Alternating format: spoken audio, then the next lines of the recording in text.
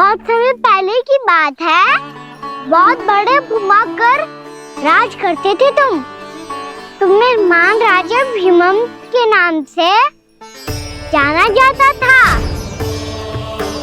सब कुछ था तुम्हारे पास, पर शांति नहीं थी। इसीलिए शांति की खोज में अपना संपूर्ण राज अपने पुत्रों को सौंप कर हिमालय पर्वत की ओर चल दिए। अनेक वर्षों की तपस्या के बाद तुम्हारे तप की कीर्ति चारों ओर फैलने लगी और फिर सच्चे तपस्वी के रूप में तुम्हारी ख्याति से प्रभावित होकर महर्षि उलट तुमसे भेंट करने आए। राजा भीमरथ, आपने ईश्वर की प्राप्ति के लिए सब कुछ छोड़ दिया, पर अपना अभिमान नहीं छोड़ पाए। इसीलिए मेरे आगमन पर सम्मान के साथ खड़ा होना तो दूर, मेरा अभिवादन भी नहीं किया। अभिमान तपस्वी का गुण नहीं होता है राजन, अभिमान राक्षसी गुण है। इसलिए मैं आपको श्राप देता हूँ कि आप अगले जन्म में एक राक्षस के रूप में जन्म लेंगे, एक राक्षस के रूप में जन्म लेंगे। मुझे क्षमा कर दीजिए महर्षि, मैंने जानबूझकर आपका अपमान नहीं किया है। मैं तो यहाँ पर शांति की खोज में आया था। अपने भीतर के संसार में गहरे सोच विचार में डूबा हुआ था मैं। मुझे क्षमा कर दीजिए महर्षि, मुझे क्षमा कर दीजिए। अपनी भूल का आभास प्रायश्चित की ओर पहला पग होता है। मैं अपना श्राप तो वापस नहीं ले सकता, परंतु आपको एक वचन अवश्य दे सकता हूँ। जब भी प्रभु नारायण का अवतार होगा, आपको उचित समय पे वो वरदान देंगे जिसकी आप लंबे समय से प्रतीक्षा कर रहे हैं।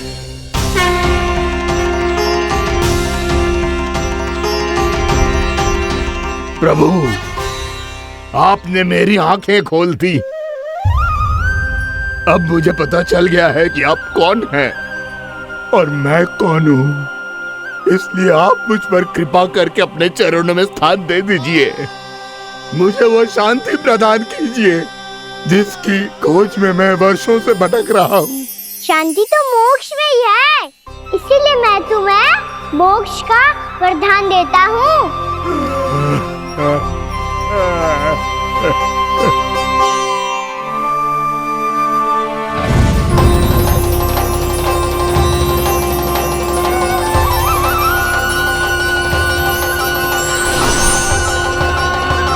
प्रभु की ये लीला सदैव स्मरण रखी जाएगी। इस स्थान को इनका आशीर्वाद मिलेगा और इस कंदरा को व्योमासुर की कंदरा के रूप में पहचाना जाएगा। भविष्य में अनेक ऋषि मुनियों की शरण स्थली बनेगी ये कंदरा। दीदी, ये कोई साधारण बालक ना है। ऐसा चमत्कार कोई साधारण बालक थोड़ी ना कर सकते हो। तुम सत्य कह रहे थे बलराम, गाना सच्ची में भगवान ही है। तभी तो सब देवता इसे बसाने और इसकी ओर से युद्ध करने आते हैं। तुम सब ऐसे आंखें फाड़ के क्यों देख रहे हो मुझे?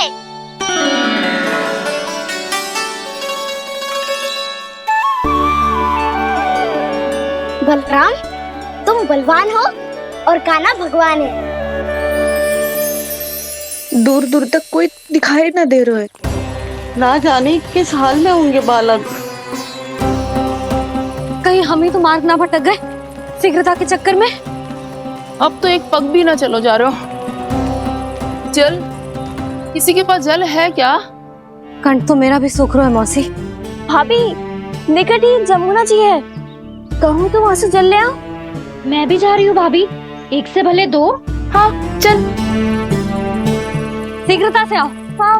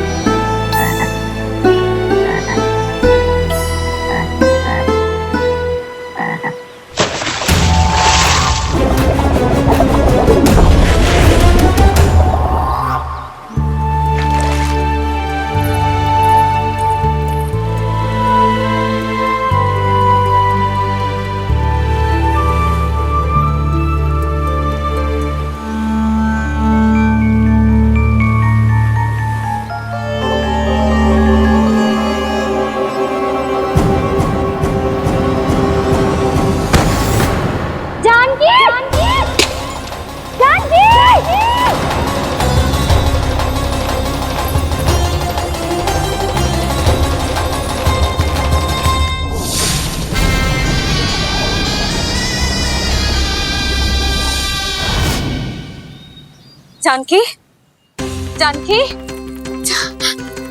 क्या होगा इसे? देखो ना जी, अब छलिया की सूचना मिलते ही हम सब बालकों को ढूंढने चली गई और ढूंढते ढूंढते सबको बहुत प्यास लगी आई जी।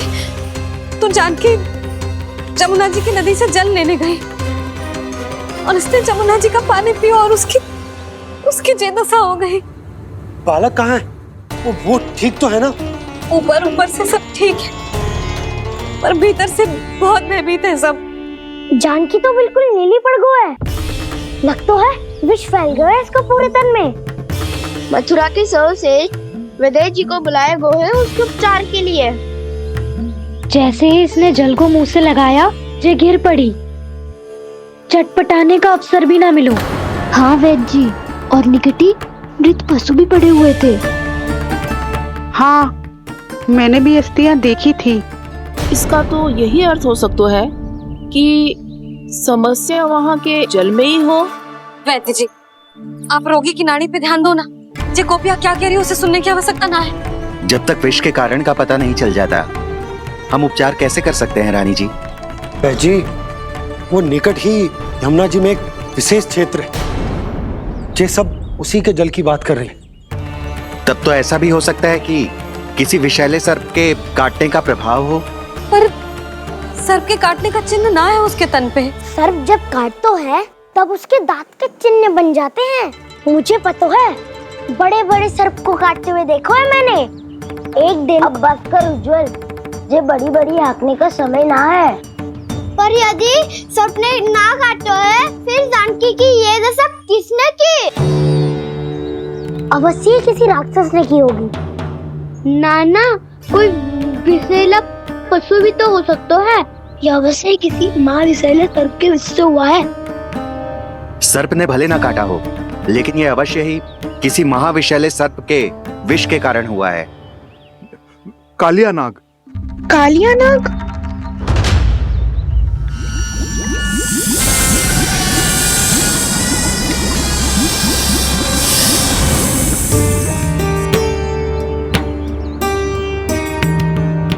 संकेतों से तो ऐसा लगता है कि जानकी ने कालिया नाग के क्षेत्र के विशाल जल पी लियो है। कालिया नाग एक लोक श्रुति है, कल्पना में गढ़ी हुई एक कथा, और कछु ना है। हमें जाके पता लगाना पड़ेगा। पर हमें वहां जाने से मना किया है ना बड़ों ने। उज्जवल सही कह रहे हो है। इस समय जानकी के स्वार्थ से अधिक महत्वपूर्ण और कछु ना है। जानकी हमारे लिए ही जलाने गई थी जी, ना मैं उसे जाने देती ना जैसा वो। तो वैद्य जी, आप शीघ्र कछु करो, कैसे भी कछु भी करो, पर इसके प्राण बचा लो। यशोदा, धैर्य रखो, श्री नारायण पर विश्वास रखो, वो सब ठीक कर देंगे।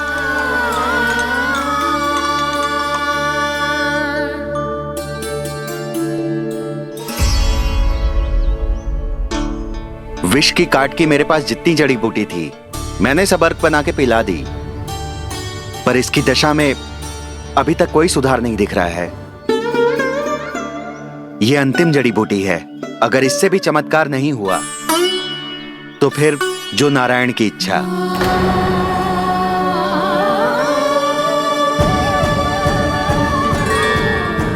पर कोई तो उपाय होगा जानकी को बचाने का। कान्हा, यदि तुझे किसी औषधि के बारे में पता है, हमें बता दे, हम जाके ले आएंगे।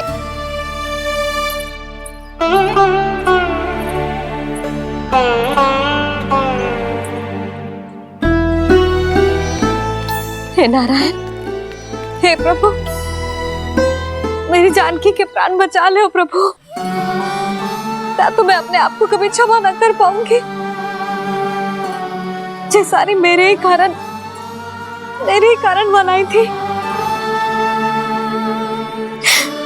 उसकी रक्षा करो प्रभु, मेरी पुकार सुनो। कान्हा, तूने हमें वत्सासुर से बचाया था ना? और बकासुर से भी तो, और छलिया से भी तो तूने ही बचाया था ना हमें। क्या ऐसा कोई उपाय ना है जानकी को बचाने का? धनवंतरी,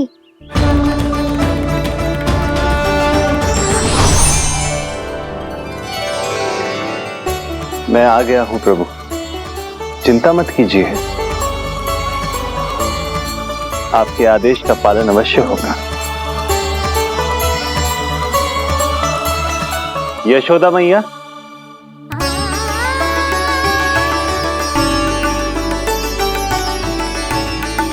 मैया आपको कोई पुकार रहा है।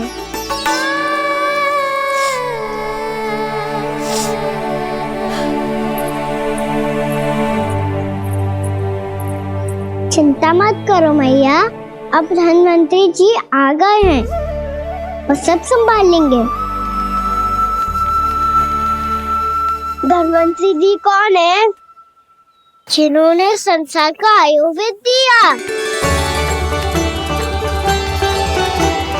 आरोग्य के देवता, वे श्री नारायण के अवतार।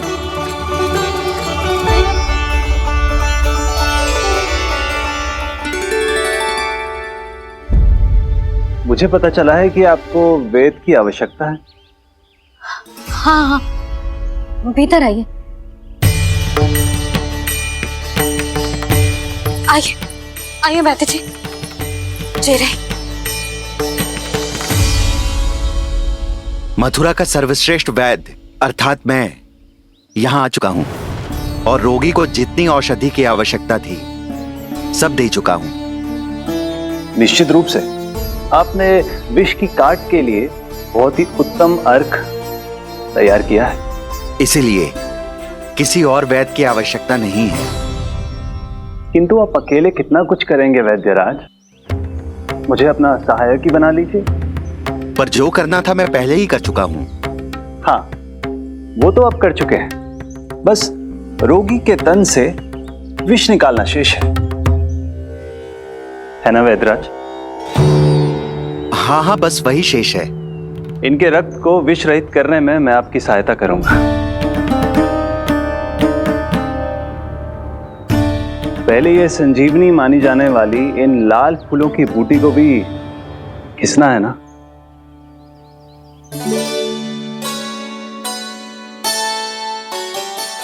हाँ हाँ, तुम सही कह रहे हो, इसे अच्छे से घिसो।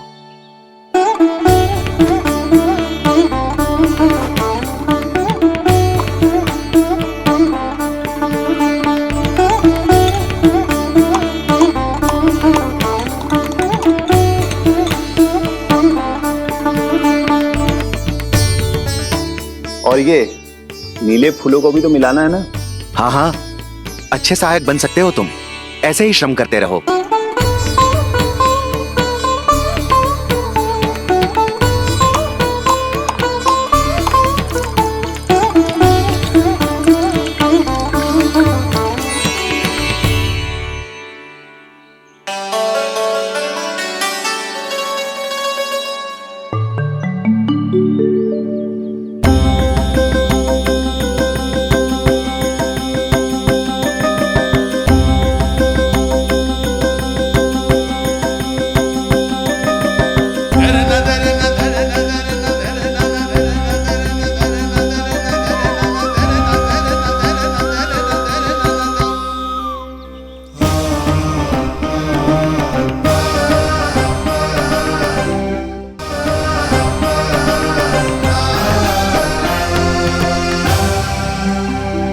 जानकी स्वस्थ तो हो जाएगी ना धनवंतरी जी? धनवंतरी? प्रभु, अब मैं क्या करूं? आपने तो स्वयं ही मेरी पहचान उजागर कर दी। जी क्या करो कान्हा? आप सब ऐसे क्यों देख रहे हो? मैया कहती है ना, सभी वैद्य धनवंतरी जी का ही रूप होते हैं। वाह कृष्णा, चतुर तो हो तुम। वैसे वास्तविक धन्वंतरी मैं हूँ, मेरा अर्थ है वास्तविक वैद्य मैं हूँ। ये तो मेरा सहायक है, मुझे पूरा विश्वास है बिल्कुल ठीक हो जाएगी। वैसे ही थोड़े ना मुझे मथुरा का सर्वश्रेष्ठ वैद्य कहते हैं लोग।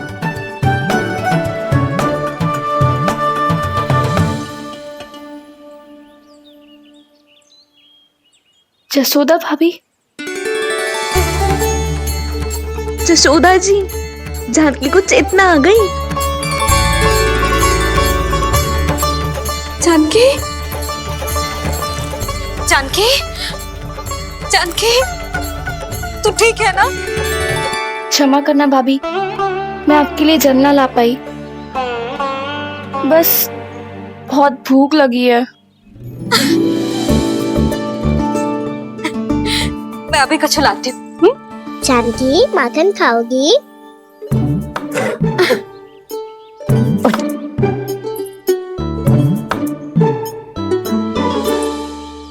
आजा, तू ही खिला दे लल्ला।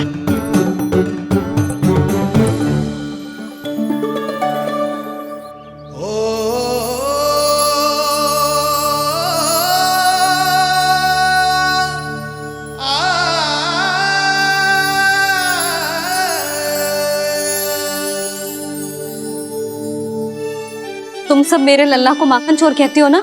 आज देखो, अपना ही माखन जानकी को खिला रहे हो।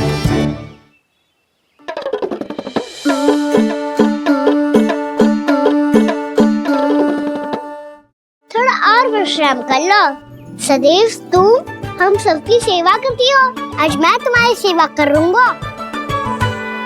जानकी की जिद तब हुई जब जय यशोदा काकी की सेवा कर रही थी, और अब देखो स्वयं भगवान ही इसकी सेवा कर रहे हैं। जानते हो इससे क्या सिद्ध होता है? जो भी यशोदा मैया की पूजा करेगा, अर्थात अपनी माता पिता की सेवा करेगा, उनके साथ सम्मान से व्यवहार करेगा, ईश्वर स्वयं उसका ध्यान रखेंगे। कभी धन्वंतरी के रूप में तो कभी स्वयं कान्हा के रूप में। भक्त और भगवान का देखो कैसा ये अनुराग, स्वयं करे सेवा प्रभु, अद्भुत गोपी का भाग्य। प्रभु इन सब पृथ्वीवासियों से कितना घुल मिल गए हैं। ना तो ये प्रभु को भगवान मानते हैं और ना ही प्रभु अपने आप को इनसे सर्वश्रेष्ठ समझते हैं। अपने आचरण से ये सिद्ध कर रहे हैं कि ये सभी में हैं और सभी इनका ही अंश है।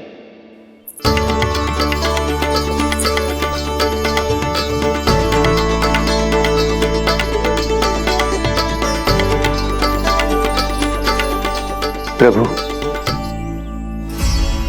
अब मुझे जाने की आज्ञा दीजिए।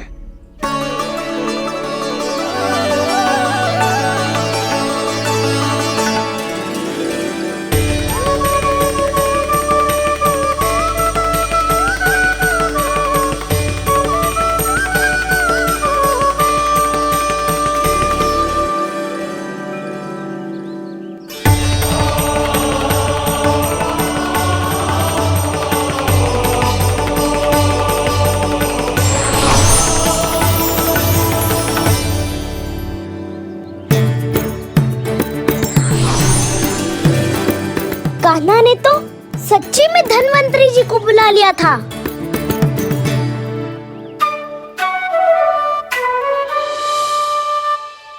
जब से कान्हा का जन्म हुआ है ना, मैं तब से देख रही हूँ, तब से हम पे कोई भी संकट आती है ना, तो अचानक से कोई अपरिचित हमारी सहायता करने आ जाता है, और जाते समय कान्हा की आज्ञा लेके जाते है, और कभी कभी तो इसे प्रभु बोल के जाते है। बाबा संभालो।